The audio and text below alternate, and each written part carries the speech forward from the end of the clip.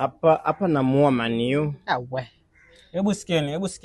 Acha nimuue Maniu. Sikia, kuna kitu nataka niwaambie hapa. Hivi mnajua ile methali ya mbuyu ulianza kama mchicha? Ule mbuyu ni mbuyu wangu mimi. Mimi ndo namiliki ule mbuyu. Mbona hata ufanani jamani?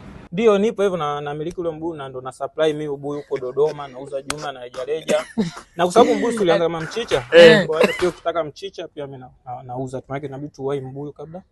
Mnauza jumla au na rejareja? Vyote nauza. Bana, yani hafu hata ulingi yani hufanani mtu kwa ngaza kudharau. Wenye pesa ndo tulipo.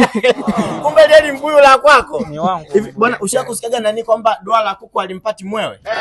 Hiyo nishasikia mwenyewe, nishasikia. Sasa mimi yule kuku nilimfanya supu. Saizi hatumi tena dua. Jamaa una roho mbaya. Wewe, mimi Dena Bandidu.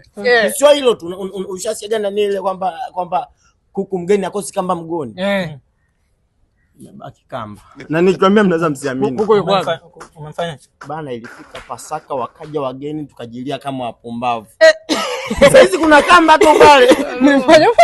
Mimi mjinga sana.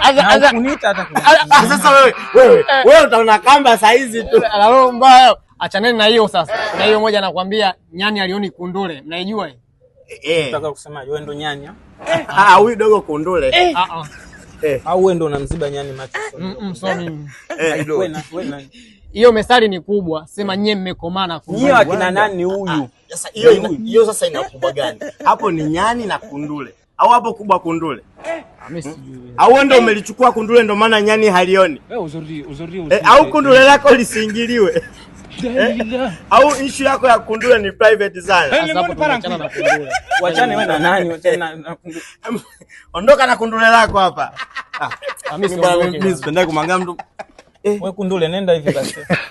Hapa tunaua Maniu. Wewe mnanitenga au bakiza kundule lake hapa tunamuua Maniu. Mgeni wasema hapa. Bado kundule lipo. Mimi naenda. Aujourd'hui aussi c'est un autre jour.